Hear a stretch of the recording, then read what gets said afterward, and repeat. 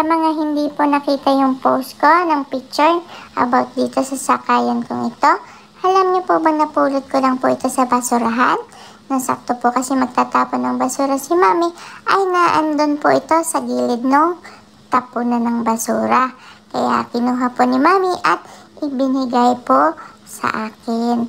Nilinis lang po muna ni Mami bago niya po pinagamit sa akin. At gandang-ganda pa po ako at enjoy na enjoy po. Siguro po, medyo malaki na ang may laruan nito kaya itinapon na lang ng parents niya sa may basurahan para may ibang bata namang mapangiti.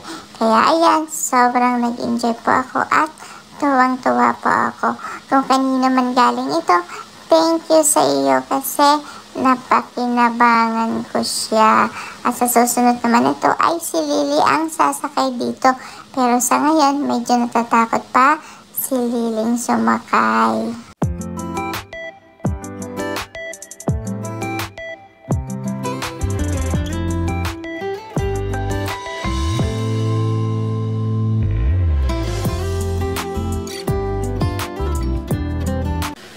At pagsapit nga po ng gabi, ang naisipan ko naman pong laruin ay gumawa ng bahay-bahayan dito. Pinagpatong-patong ko po yung mga unan para hindi malaglag itong cover na nilagay ko sa loob ng box. Pero nung papasok na po ako sa box, naisip ko parang hindi naman ako kasya dito. Kaya parang hindi mag-work yung plano kong gawin. Kaya ayan, lumabas na lang po ako. At naisip kong ilagay na lang itong table na nakita ko dito. Kaya inabot ko kay Mami itong water para magamit ko yung lamesa.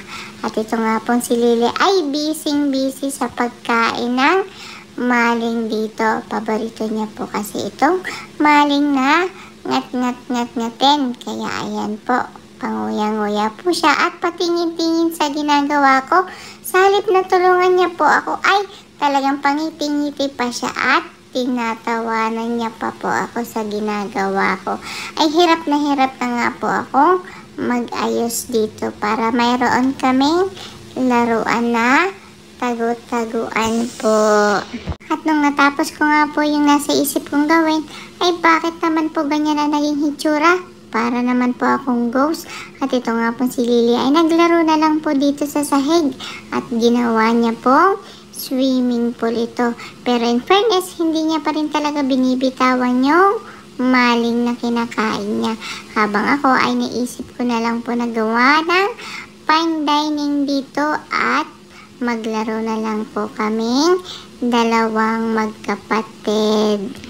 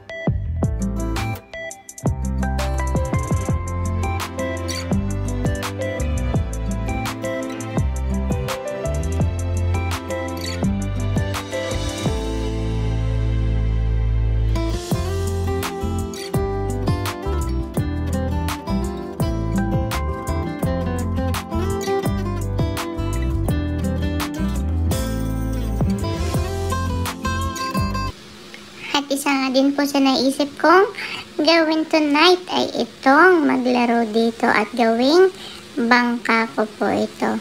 O diba po, patulog na lang kami lahat pero yung energy ko po at yung naiisip ko po pong mga laruin ay sobrang dami pa po. Kaya minsan, nadadala ko na po siguro sa panaginip ko at kahit tulog po ako ay tumatawa pa po ako.